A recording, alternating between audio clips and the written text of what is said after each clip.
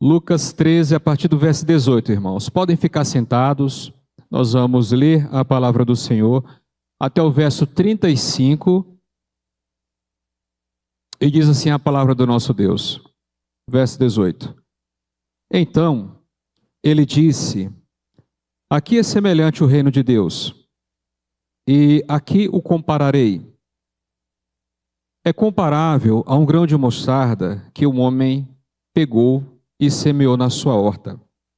Ele cresceu e transformou-se em árvore, e as aves do céu se aninharam em seus ramos. E disse outra vez: aqui compararei o reino de Deus. Ele é comparável ao fermento que uma mulher misturou com 3 medidas de farinha, até tudo ficar levedado. Jesus percorria as cidades e os povoados, ensinando e caminhando para Jerusalém. E uma pessoa lhe perguntou: Senhor, são poucos os que se salvam? Ao que ele respondeu: esforçai-vos por entrar pela porta estreita, porque eu vos digo que muitos tentarão entrar e não conseguirão. Quando o dono da casa houver se levantado e fechado a porta, e de fora começardes a bater à porta, dizendo: Senhor, abre-nos a porta, e ele vos responder: não sei de onde sois. Então começareis a dizer: comemos e bebemos na tua presença, e tu ensinaste nas nossas ruas. Ele vos responderá: não sei de onde sois. Afastai-vos de mim, todos vós que praticais a iniquidade. Ali haverá choro e ranger de dentes, quando virdes Abraão, Isaque e Jacó, e todos os profetas no reino de Deus, e vós lançados fora. Muitos virão do Oriente e do Ocidente, do Norte e do Sul, e se sentarão à mesa no reino de Deus. Pois há últimos que serão primeiros, e primeiros que serão últimos. Naquela mesma hora, chegaram alguns fariseus e lhe disseram: vai embora daqui, porque Herodes quer te matar. Jesus lhes respondeu: ide e dizei àquela raposa: eu expulso demônios e faço curas, hoje e amanhã. E no terceiro dia terei terminado. Contudo, é necessário caminhar hoje, amanhã e no dia seguinte, porque não convém que um profeta morra fora de Jerusalém. Jerusalém, Jerusalém, que matas os profetas e apedrejas os que são enviados a ti. Quantas vezes eu quis ajuntar teus filhos, como a galinha ajunta seus filhotes debaixo das asas, e não quiseste. A vossa casa ficará abandonada, e eu vos digo que não me vereis até que venha o tempo em que havereis de dizer: bendito aquele que vem em nome do Senhor. Vamos orar mais uma vez? Santo Deus, glorioso Pai, estamos, ó Deus, diante da Tua santa palavra. E esse trecho, ó Deus, que foi lido, trata de um tema importantíssimo, insubstituível e inegociável nas Sagradas Escrituras. Estamos falando do reino do Senhor. Ó Pai, ajuda-nos, mesmo diante do nosso tempo limitado, mesmo diante das nossas próprias limitações. Ajuda-nos, ó Deus, a conhecer um pouco mais sobre a grandeza e a glória do Teu reino. Este reino, ó Deus, que chegou aos nossos corações através da pessoa de Jesus. Ajuda-nos, ó Deus, a obtermos segurança, por sermos participantes deste reino. Ajuda-nos, ó Pai, a Te glorificarmos com a dignidade e a glória que o Senhor merece. Tu, que és o dono e o grande regente deste reino. Ajuda-nos, ó Pai, pois assim nós oramos no nome santo de Jesus. Amém. Meus irmãos, nós falaremos nessa noite sobre o reino de Deus. Este é o nosso tema. E eu quero mencionar algumas coisas nessa introdução antes de nós adentrarmos ao texto. Primeira delas, o reino de Deus é um fato posto em toda a Bíblia. Do início ao fim, é uma verdade, uma sentença que vai percorrer cada livro, cada história das Escrituras. Porque o que nós temos no livro de Gênesis é uma criação que foi trazida à existência para exaltar esse rei.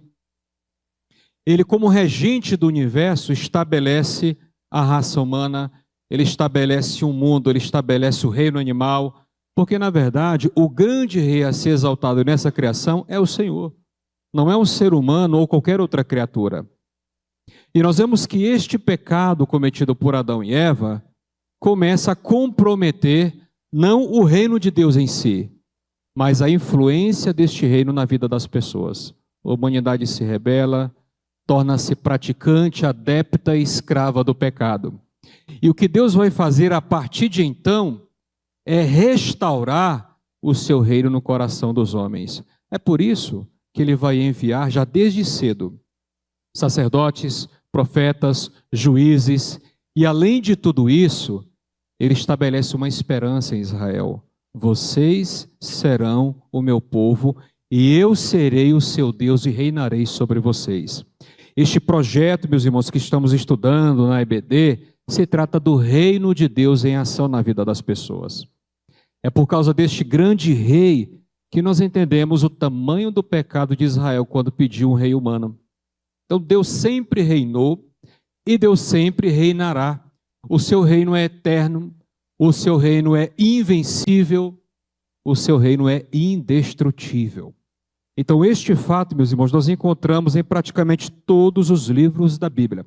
O modo de Deus agir reflete o seu reinado e a sua soberania. Por exemplo, eu quero citar só um livro do Antigo Testamento, o livro de Salmos. O livro de Salmos, na literatura do Antigo Testamento, é o que mais menciona a realeza do Senhor.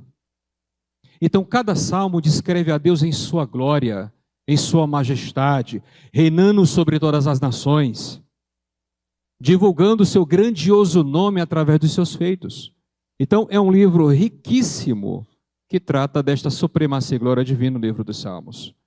Quando nós olhamos para o Novo Testamento, nós podemos pensar no livro de Apocalipse. Porque o livro de Apocalipse também vai tratar do reino de Deus sendo trazido à sua consumação. Nesse instante, meus irmãos, nós já estamos dentro deste reino, mas este reino ainda não se consumou. É aquilo que na teologia nós chamamos de já, mas ainda não. Ele já começou, ele já está em nosso coração através da palavra e da obra de Jesus. Mas este reino ainda não se consumou. Ele não se tornou ainda pleno sobre toda a criação, especialmente sobre a vida do ser humano. Mas isso vai acontecer. Um segundo fato que eu queria mencionar, meus irmãos, é que o modo como o ser humano reage a este reino pode variar. Então nós temos um grupo de pessoas que reconhece o reinado do Senhor, que se arrepende de seus pecados, que confessa as suas mazelas diante do Rei soberano e crê no nosso Rei e Salvador Jesus Cristo. Esse é um grupo de pessoas. Mas tem um outro grupo que se rebela contra este reinado, não reconhece e ainda joga pedras na pessoa de Jesus, na sua realeza e na sua glória.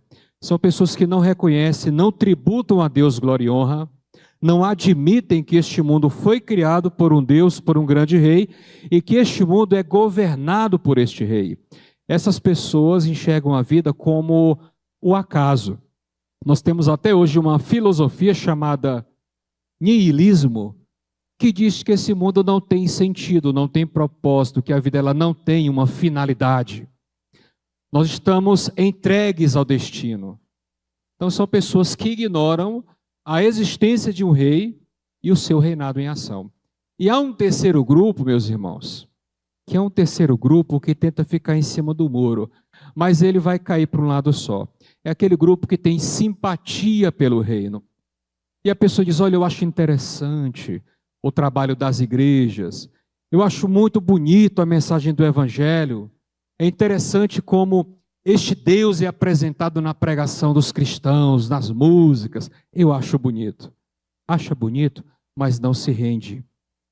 Acha interessante, mas não se curva diante deste rei, deste soberano, deste Deus. Só é um simpatizante, Alguns até gostam de usar a expressão amigos do Evangelho, o que na Bíblia não existe. Ou você é filho, ou você é inimigo deste Evangelho.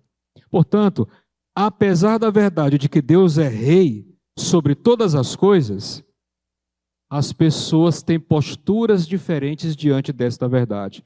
Irmãos, o texto de hoje vai nos mostrar algumas verdades importantíssimas para mim e para você sobre o reino de Deus. Este reino que a gente canta, a gente lê sobre ele, mas às vezes nós não temos uma percepção clara do que a Bíblia está querendo dizer sobre o reino de Deus em nossas vidas. Então eu quero começar falando aqui, são 3 momentos que nós teremos nessa noite, nessa mensagem. A primeira delas é sobre o crescimento do reino.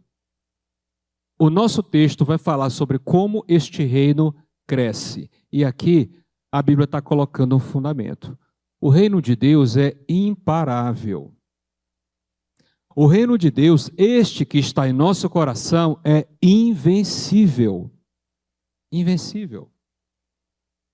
Este reino é indestrutível. Quando nós lemos o livro do profeta Daniel, Deus vai dizer que este reino que virá por meio do Messias de Jesus, nenhum rei humano é capaz de destruí-lo.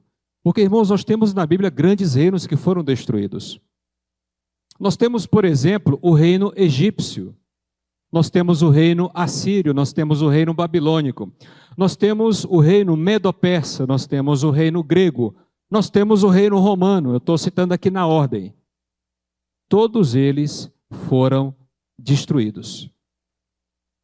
E o profeta Daniel vai dizer que só existe um rei e um reino que jamais será destruído. Na história, só um reino. E ele cresce de forma indestrutível. Não há poder humano, não há instituição humana que faça este reino parar de crescer. Vejam só como a Bíblia descreve o reino de Deus. Como é que nós percebemos o crescimento desse reino?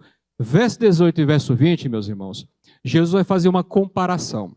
Ele vai usar parábolas. E a parábola, nós já falamos disso aqui, é um modo de expressar verdades espirituais, mas contando histórias. Contando histórias. Então, em primeiro lugar, ele vai utilizar uma imagem da agricultura. Ele vai falar do grão de mostarda, está aí no verso 19 na sua Bíblia. E ele diz que o reino de Deus é como um grão de mostarda que o homem pegou e semeou na sua horta. Meus irmãos, o grão de mostarda é um dos menores que existe. Principalmente para aquela época. Ele não era o menor, mas era um dos menores. E aí Jesus vai falar que este pequeno grão, ele vai se transformar numa árvore, ele vai crescer e as aves do céu vão se aninhar nos seus ramos. Vejam só, a lógica de Jesus é falar sobre como este reino cresce. Como é impossível você frear o crescimento e a elevação deste reino. Imagine uma pequena semente. Imagine aí, uma pequena semente, e agora uma grande árvore com centenas e centenas de aves se abrigando nesta árvore, procurando nesta árvore proteção, alimento, refrigério, sombra. Imagine isso. Então, Jesus querendo colocar na nossa mente como este reino cresce de forma incrível e maravilhosa, ele fala, pensa numa semente. E pense agora numa árvore enorme e frondosa, cheia de árvores, dando abrigo para essas árvores, para essas aves. As aves, meus irmãos, sou eu e é cada um de vocês. Nós que nos arrependemos, que cremos e reconhecemos o senhorio de Jesus. Esta pequena semente que começou a ser pregada por um carpinteiro, e com ele este reino veio se instaurar na terra, porque ele é o Messias. Lembra que no Antigo Testamento os reis eram ungidos com óleo? Este Messias, a palavra Machia em hebraico, significa ungido. A palavra Christos, no grego, significa ungido, é título, não é nome. Nome é Jesus, Cristo é título. Então Deus está falando, este aqui é o rei que eu ungi para reinar sobre tudo e sobre todos. É este aqui. E o reino dele não pode parar de crescer. Milhares e milhares de pessoas, meus irmãos, ano passado, creram em Jesus. E este reino cresceu bastante. Este ano, milhares e milhares e milhares de pessoas vão continuar crendo em Jesus. E este reino não vai parar de crescer. Este reino não vai parar de aumentar, porque o poder que o move é o poder de Deus. Ele não anda para trás. Este reino não recua, porque o seu Deus e o seu rei é onipotente. Então é assim que Jesus descreve. E quando ele fala de uma pequena semente que vira uma grande árvore, pensemos em Jesus e os 12. Então a coisa começou assim, só ele e mais 12 que ele chamou. Um grupo pequeno, um grupo simples, pessoas simples, um pescador. O outro ali era mal visto pela sociedade, porque era o cobrador de impostos. Gente simples, gente pobre. Então, uma pequena semente que vai se expandir e crescer por toda a terra. Verso 19, ele utiliza também, verso 21, 20 e 21, um outro exemplo, que é o exemplo que vem da culinária. Ele vai falar sobre o fermento. E novamente ele fala, vou comparar o reino com o quê? Vou comparar com o fermento que uma mulher misturou com 3 medidas de farinha. É uma quantidade grande para a cultura judaica. Então a gente está falando de alimento que dê para uma família grande, né? Essa mulher pegou o fermento e colocou com 3 medidas de farinha. E o texto diz que tudo ficou fermentado, ou seja, tudo cresceu, tudo multiplicou. Seja com a ideia da semente, seja com a ideia do fermento, Jesus está dizendo que o tipo de reino que ele está estabelecendo não para de crescer. Meus irmãos, nós não teremos um dia em que este reino vai decrescer. Ele só aumenta. Para começar, lembre-se do que nós falamos na quinta-feira. Salvação não se perde. Então esse reino jamais vai diminuir, sofrer perdas, diminuir em número. Aquele que uma vez é alcançado para sempre pelo Evangelho eterno. E aí nós temos aqui um princípio interessante. Este ponto nos ensina que o reino de Deus tem um poder invencível de crescimento. Meus irmãos, nós não temos poder para isso. A gente prega humildemente para o descrente. A gente faz a visita. Quinta-feira, provavelmente eu estarei num evangelismo, numa casa, né, que a Sandy está organizando, com algumas pessoas. E a gente vai lá, com toda humildade e simplicidade, sabendo que nós não vamos converter ninguém. Nós não temos esse poder. Mas Deus nos manda pregar. E a palavra que a gente prega é que é poderosa. O Espírito que usa a palavra no coração do indivíduo é que é poderoso. E é Ele que salva. E é assim que o reino de Deus continuará a crescer. Por isso é tão importante, meus irmãos, que a gente olhe para este reino de forma positiva, de forma otimista e de forma alegre. Porque, olha, nós falamos quinta-feira, não sei quantos dos que estão aqui estavam na quinta, mas olha o que Paulo diz em Romanos 8. Será a tribulação, nudez, perigo ou espada? Será criatura, as forças espirituais do mal, altura ou profundidade? O que pode fazer a gente parar? E olha que ali ele não está falando do reino de Deus de modo geral, ele está falando de pessoas, de eleitos. E ele diz, ninguém pode te separar de Jesus, nem a vida, nem a morte, nem o presente, nem o porvir. Ninguém pode te acusar, ninguém pode te condenar. Cristo Jesus morreu e te livrou da condenação.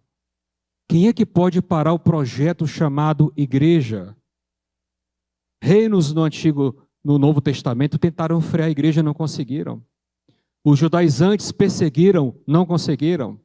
Império Romano. E no decorrer da história, vários poderes políticos se levantaram contra este projeto. E ele não diminuiu, e ele não andou para trás. Porque isso aqui, meus irmãos, é o projeto de Deus na história humana. Em segundo lugar, nós temos aí, nessa história sobre a porta estreita, um segundo princípio que trata da entrada no reino. Agora, o ponto não é que o reino cresce, é como a pessoa pode entrar ou por que motivos ela pode ficar de fora.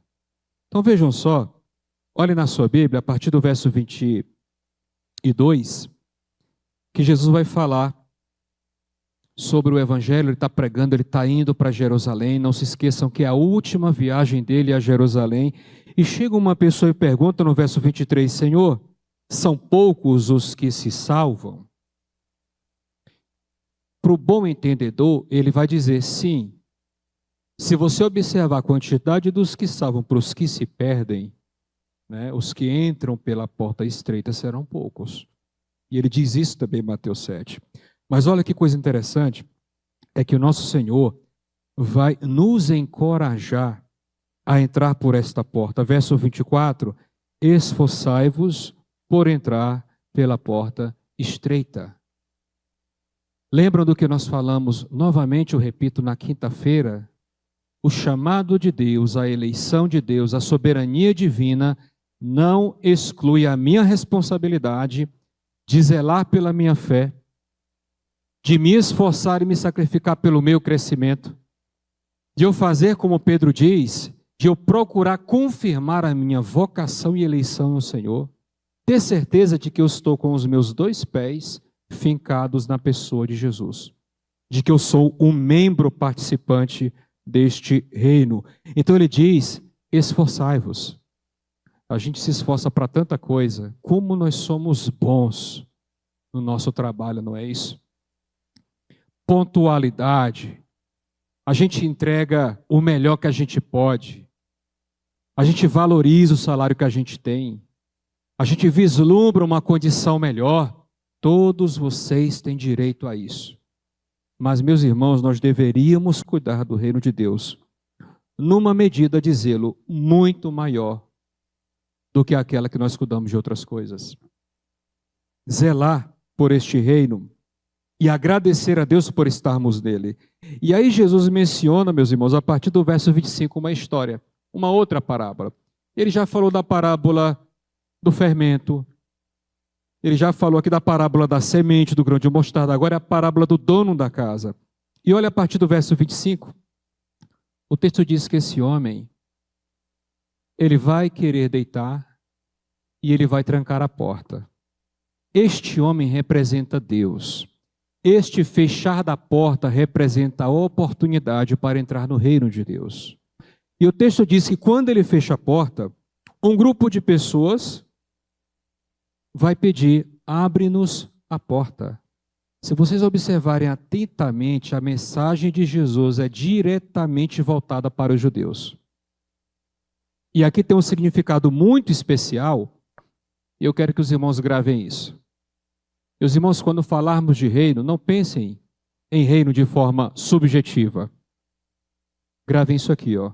Deus prometeu a Israel, aquela naçãozinha que está lá hoje, eu estou apontando para cá, não sei nem que rumo está. Aquela nação recebeu uma promessa de Deus. Deus disse, eu enviarei o Machia, o filho de Davi. Ele estabelecerá em Israel um reino invencível. E Israel, por causa deste reino e por causa do seu ungido, que é o Messias, será um referencial para todas as nações da terra. Para todas as nações. E aí, meus irmãos, Jesus nasce onde? Ele nasce na Grécia? Ele vai nascer na Rússia, na China? Jesus nasce exatamente no local onde Deus havia feito a promessa. Israel teria um rei soberano, divino, que estabeleceria um reino invencível. O que eles fizeram com Jesus? Eles não reconhecem este rei, eles perseguem, eles acusam, condenam e matam. Israel, como disse o próprio Jesus, perdeu e não reconheceu a oportunidade da sua visitação. Gravem isso. Porque a prioridade era para Israel. podem lembrar, sempre a Bíblia diz assim, ó, primeiro do judeu, depois do grego. E aí é diante da rejeição que Israel tem em relação a Cristo, que este evangelho vai ser agora pregado para todos. E em Romanos 11 nós temos algo que está sendo revelado, e Paulo diz assim, ó, o evangelho chegou para nós, gentios, brasileiros, porque Israel foi incrédulo. E Deus está nos salvando e salvando pessoas por todas as partes do mundo para provocar ciúmes em Israel. Porque um dia aquela nação terá a grande bênção de receber uma conversão em massa. Está em Romanos 11. Olha só o desígnio de Deus. Israel, gentios, e vai concluir com Israel. Este é o propósito. E é deste reino que Jesus está falando. Este homem tem pessoas fora da sua casa batendo, dizendo, olha, abre a porta porque a gente quer entrar. E ele fala, eu não conheço vocês. A gente até lembra aqui das mensagens do retiro. Sabe, aquelas pessoas que vão falar, Senhor, Senhor, a gente fez isso, a gente fez aquilo. E ele dirá, eu não conheço vocês. E aqui ele fala, eu não conheço. E olha só, como essas pessoas argumentam, elas falam assim, olha, nós andamos, a gente se alimentou, a gente comeu na tua presença. A gente bebeu na tua presença. Lembra da gente, não? Nós fomos ensinados por você. E ele vai falar, eu não vos conheço. Como é que essas pessoas estiveram comendo, bebendo e ouvindo o ensino daquele homem e aquele homem ainda assim não conhecia aquelas pessoas? Irmãos, este é o risco dos simpatizantes do Evangelho. Eles estão sempre próximos da palavra. Eles estão sempre respeitando o Evangelho, sempre postando algum texto bíblico. Eles conhecem músicas, eles dormem com a Bíblia aberta no canto da cama, mas eles não creem em Jesus. Eles não se entregam de verdade a Jesus Cristo. Eles não passaram por uma transformação radical em seus corações. E este é o grande problema. Essas pessoas sabiam de várias coisas em torno do dono da casa, mas o dono da casa não conhecia elas. Que cena triste, meus irmãos, nós temos aqui. E o texto ainda fala que ele diz assim, ó, afastem-se. Afastem-se. É o que diz o nosso texto. Verso 27, não sei de onde sois. Afastai-vos de mim, todos vós que praticais a iniquidade. É como se ele estivesse falando, quando vocês estavam comendo e bebendo, entre aspas, comigo, na verdade vocês estavam praticando a iniquidade, porque não criam de todo o coração. Quando vocês ouviam o meu ensino, vocês estavam praticando a iniquidade, porque não obedeciam e não criam na palavra que era pregada. Então nada daquilo foi útil. E o texto diz ainda, meus irmãos, verso 28, ali haverá choro e ranger de dentes. É assim que a Bíblia descreve o tormento eterno. Um tratamento justo que Deus dará àqueles que ofenderam a sua glória a vida inteira. E olha só o que vem agora, vejam como o texto é voltado a princípio para Israel. Diz assim, olha, quando virdes Abraão, Isaque e Jacó, e todos os profetas do reino de Deus, e vós lançados fora, muitos virão do Oriente e do Ocidente, do Norte e do Sul, e se sentarão à mesa no reino de Deus. Olha o que Jesus está falando. Ele está dizendo, vocês são judeus. Imagina aquele público ouvindo essa pregação de Jesus. Porque eles naqueles dias ainda estavam aguardando o Messias estava na frente dele. Ele está falando, olha, vocês são israelitas. E Yahvé prometeu um rei para vocês. Jerusalém vai ser uma luz para todas as nações através desse rei. Eu estou aqui. Mas sabe o que vai acontecer? Vocês não vão entrar nesse reino. Lá estará Abraão, Isaque, Jacó, os profetas. Vejam só israelitas o texto está mencionando. Mas vocês não vão estar. Então, como pode alguém nascer em Israel, desde pequeno, aprendendo a lei do Senhor, e aprendendo as músicas e os salmos, e vendo o ensino dos sacerdotes, e os cultos no templo, como pode alguém com todos estes recursos ficar do lado de fora do reino? É simples, meus irmãos. É só não crer de todo o coração na pessoa de Jesus. E é disso que Jesus está falando. O reino que Deus havia prometido para Israel, eles estão rejeitando. Estão desobedecendo ao rei. E aí o verso 29 a 30 diz que esta salvação vai alcançar todo aquele que crê. Olha só, por exemplo, o verso 30. Pois há últimos que são primeiros e primeiros que são últimos. Você já entendeu essa expressão?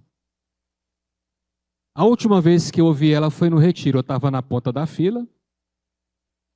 E é sempre na fila que a gente ouve isso, né? E aí sempre passa um engraçadinho e fala assim, ó. Aqui os últimos serão os últimos mesmo, viu, pastor? O que significa isso aqui? Já parou para pensar? Quantas vezes nós já lemos esse texto? Os últimos serão os primeiros. E os primeiros serão os últimos. Então a gente vai entender agora. Quando ele diz assim, ó, os últimos serão primeiros, esses últimos aí somos nós. Por que nós somos últimos? Porque primeiro Deus chamou Israel, né? Abraão, Isaac, Jacó, e ele disse, eu vou mandar um rei aí, ó, no país de vocês, nascido no meio de vocês. Primeiro é com o judeu. Só que quem é que está hoje se convertendo e crendo e aceitando o evangelho? Os gentios. Meus irmãos, hoje, em 2024, quem é que está endurecido para o evangelho? A nação de Israel. Por favor, leiam Romanos 11 ao chegar em casa. Vai aclarar muita coisa na mente de vocês. Neste momento, aqueles que são os últimos, nós, estamos entrando no reino primeiro que os judeus que estão lá endurecidos. Eles não creem em Jesus. Então, essa é a ideia quando ele fala assim, ó, há últimos que são primeiros, e aí depois ele fala assim, ó, e tem primeiros, no caso os judeus, que serão últimos. Porque no retorno de Jesus, meus irmãos,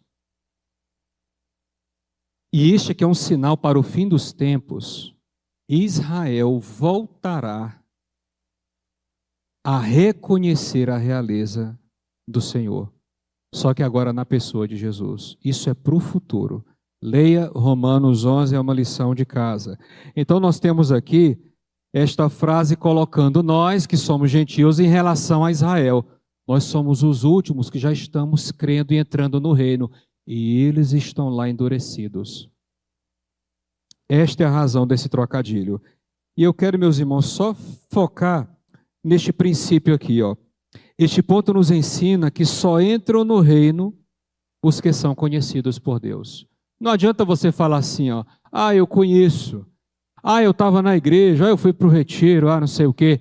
A pergunta é, Deus te conhece? Eu não estou falando de onisciência, não, estou falando de relacionamento. Ele te reconhece como um filho? É assim que ele te verá no dia do juízo, como filho? Ele dirá, vinde para o meu reino, benditos de meu Pai. Ele nos conhece nesse sentido de relação entre pai e filho, entre rei e súditos. Eu quero, meus irmãos, em último lugar, falar sobre a rejeição do reino. Israel está tendo a oportunidade, mas olha só o que vai acontecer. Verso 31, estranhamente, um grupo de fariseus está preocupado com Jesus. Senhor, é melhor você sair daqui porque estão querendo te matar. Herodes está querendo te matar. Então perceba a ironia do texto, olha. Nós temos o rei dos reis na terra, que é Jesus, e um rei limitado, humano e pecador, que é Herodes, é citado na passagem. E este rei humano, limitado e pecador, quer matar o rei perfeito, divino e glorioso. E aí Jesus fala assim, olha, vocês dizem lá para aquela raposa, referindo-se à malícia, à sagacidade e à maldade que Herodes possuía, ele diz assim, ó, diga lá para aquela raposa que eu expulso demônios e faço curas hoje e amanhã, e no terceiro dia terei terminado. Contudo, é necessário caminhar hoje, amanhã e no dia seguinte, porque não convém que um profeta morra fora de Jerusalém. Esta nação vai matar o maior de todos os profetas, Jesus. Esta nação já tinha matado profetas no passado. Meus irmãos, conta-nos a tradição judaica. Sabe como é que Isaías foi morto? O profeta Isaías. Este Isaías que nós lemos, ele foi colocado dentro de uma árvore seca, uma árvore oca, enfiaram ele ali. E aí depois serraram ele ao meio. Não foi o único profeta que Israel matou. Deus, por sua graça, enviava homens para ensinar o evangelho, para apontar o caminho, e eles matavam. Só que o maior de todos os profetas, que é Jesus, eles também vão matar. E aí Jesus está falando, estou indo para Jerusalém cumprir a minha missão, e eu vou morrer ali, em Jerusalém, como os demais morreram, como os demais que foram assassinados ali. E a gente tem, meus irmãos, a consciência de Jesus sobre a sua missão. Ele sabe que vai ser rejeitado pela nação. Ele sabe que ele é um rei, que a nação não vai reconhecer a sua realeza, ele vai ser assassinado. Mas ele está indo firmemente cumprir a sua missão. E aqui nós temos agora o exemplo de Jerusalém. O triste exemplo de Jerusalém. Quando vocês se perguntarem, por que os judeus sofrem tanto? Por que este povo, parece-me que na face da terra, é o povo mais odiado, mais perseguido, mais injuriado na história? Recentemente, até o nosso querido presidente ofendeu aquela nação. E ofendeu bizarramente aquela nação. Por que é que o mundo tem tanto ódio dos judeus? Nós temos aqui, meus irmãos, Deus em pessoa visitando Jerusalém. O rei esperando o reconhecimento da nação. Vejam só o verso 34 o que acontece. Vejam só o lamento de Jesus. Jerusalém, Jerusalém, que matas os profetas e apedrejas os que te são enviados. Então não era só matar, eles também apedrejavam. Era um modo de perseguição daquela nação. Quantas vezes, agora vejam só, quantas vezes eu quis ajuntar teus filhos. Como a galinha ajunta seus filhotes debaixo das asas, e não quiseste. Todo mundo já viu essa cena. A galinha com as asas abertas, oferecendo proteção e dizendo, numa linguagem não verbal aos pintinhos, venham para cá. Aqui debaixo, nem sol, nem chuva, nem gaviões vão pegar vocês. Fica aqui. E Jesus está lamentando, Israel, Israel. Quantas vezes na antiga aliança, meu pai prometeu enviar o Salvador, o Messias, o Rei. Está lá em Isaías, né? Maravilhoso conselheiro, Deus forte, Pai da eternidade, príncipe da paz. Eu enviarei a vocês. Ele está aqui. O povo não reconhece. O povo não crê.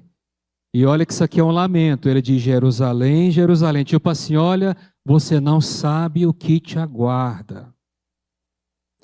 Meus irmãos, assistam pelo menos um vídeo sobre o que foi o nazismo para com a raça judaica. As aberrações que fizeram contra aquela nação. O modo como aquelas pessoas foram mortas. Eu vou citar só um exemplo.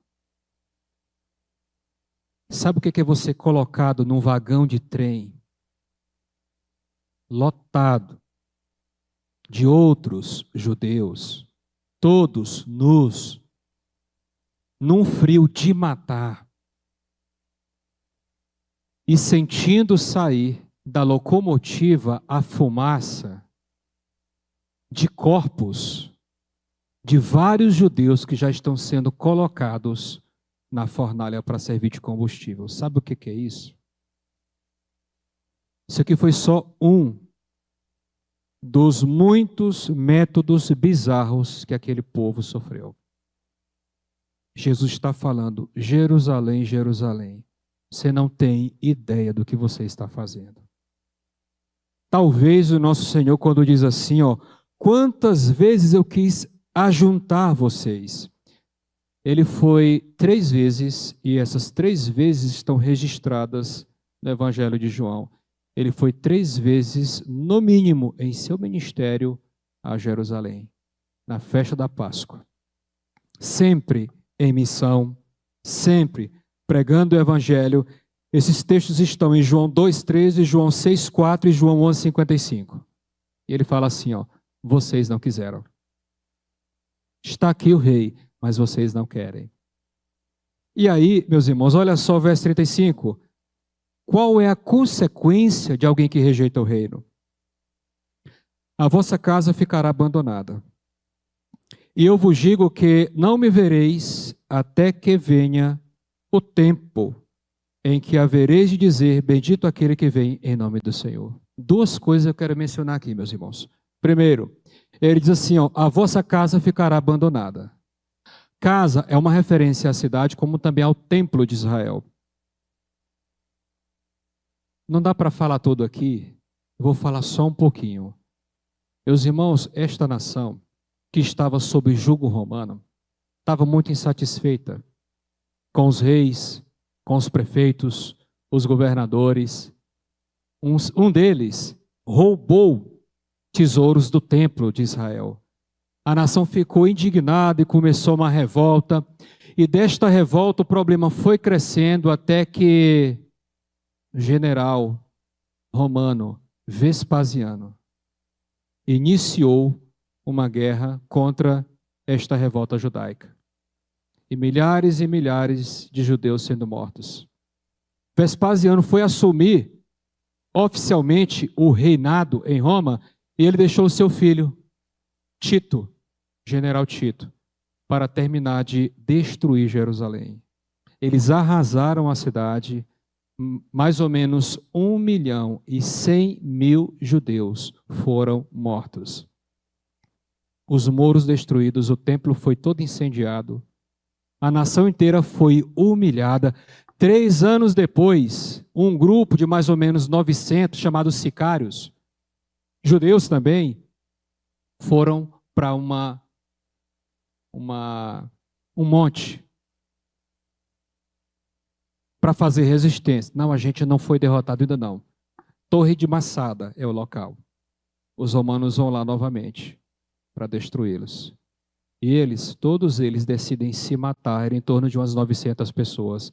Vejam que fim trágico este povo teve, porque não reconheceu o seu rei. E até hoje essa nação sofre, essa nação é humilhada. A partir daquela derrota, meus irmãos, essa nação foi espalhada por várias nações da terra.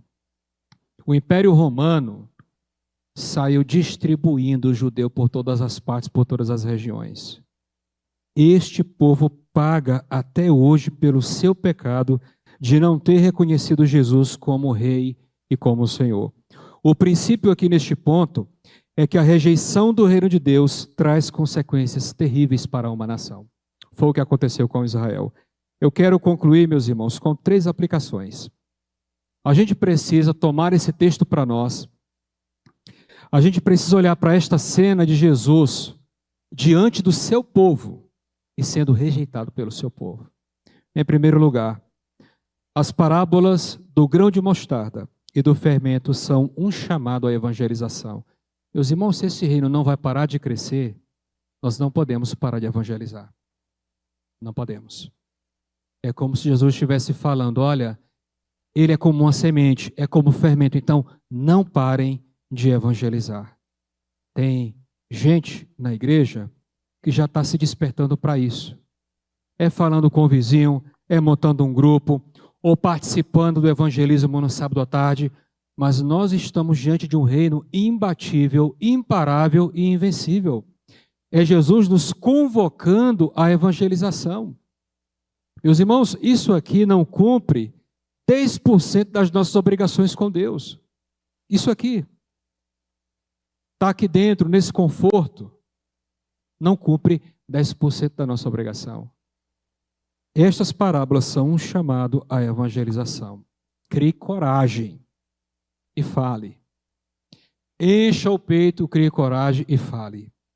Prepare-se, memorize textos da Escritura, procure entendê-los, ore e diga: Senhor, assim que eu tiver oportunidades com meus vizinhos, meus parentes, meus colegas de trabalho ou de faculdade, eu irei falar. Porque este reino continuará crescendo como uma grande árvore e como uma massa cheia de fermento. Uma segunda aplicação, a parábola do dono da casa é um convite ao relacionamento autêntico com Cristo, para que a gente evite o auto-engano. O auto-engano de chegar naquele dia e dizer assim: Senhor, a gente comeu e bebeu contigo. Lembra? A gente estava lá na ceia, a gente estava no meio da muvuca gospel, a gente tinha até o nome no hall de membros.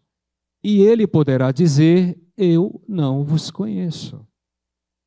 Apartai-vos de mim para um local em que se terá choro e ranger de dentes. Sondemos o nosso coração. Nós falamos muito disso no retiro. Façamos um autoexame. Porque a grande questão, meus irmãos, é se Deus nos conhece como filhos. Não é se a gente aprendeu algumas coisinhas sobre Ele, não. Tá? E que assim seja na nossa vida, nós entrando neste reino pela fé em Cristo. A última aplicação, a incredulidade de Jerusalém nos lembra que enfrentaremos a oposição daqueles que rejeitam o senhorio de Jesus. Aí você vai pregar, como Jesus estava pregando, e você vai ser ignorado como Jesus foi ignorado. Você poderá ser criticado como Jesus foi criticado. Você poderá ser até perseguido como Jesus foi, e talvez até morto. Nós não sabemos o futuro de nenhum de nós. Eu espero que não tenhamos que passar por isso. Mas vejam só, o caso de Jerusalém, incrédula, crítica, perseguidora, violenta contra Jesus, é um lembrete de que nem todo mundo a quem você pregar o evangelho vai ouvir de forma tranquila. Muitos irão te criticar, te perseguir e te apedrejar. Mas se prepare para isso.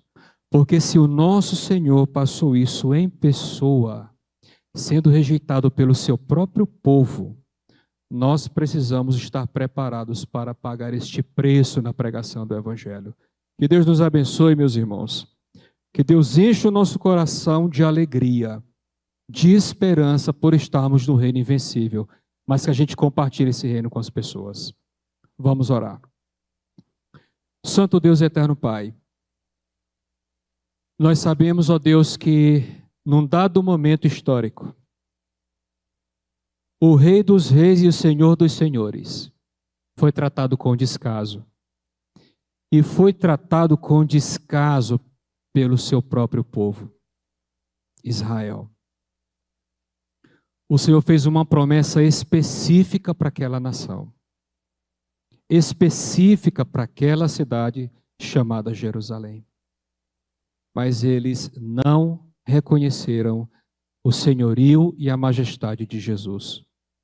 Pagaram a Deus um preço altíssimo e pagam até hoje. Ó Pai, ajuda-nos a acordar a cada dia com uma alegria grandiosa em nosso coração, por sermos participantes deste reino. Aquilo que eles não viram, o Senhor nos fez enxergar. O rei que eles rejeitaram, o Senhor quebrantou o nosso coração para que nós o recebêssemos. Ó Deus, muito obrigado. Nós não poderíamos estar num local mais seguro do que o reino do Senhor. É por isso que a tua palavra nos chama de mais que vencedores, independente de qualquer coisa que venhamos a passar nesta vida. Temos um Rei absoluto, soberano, eterno, que reina poderosamente e sempre reinará. Nós te louvamos, ó Pai, e nós te agradecemos por tamanhas bênçãos. Que venhamos a te glorificar muitas e muitas vezes e te servir, ó Deus, com o nosso melhor, como modo de gratidão por esta entrada em um reino tão maravilhoso. Assim nós oramos, ó Pai, assim nós agradecemos no nome santo de Jesus. Amém.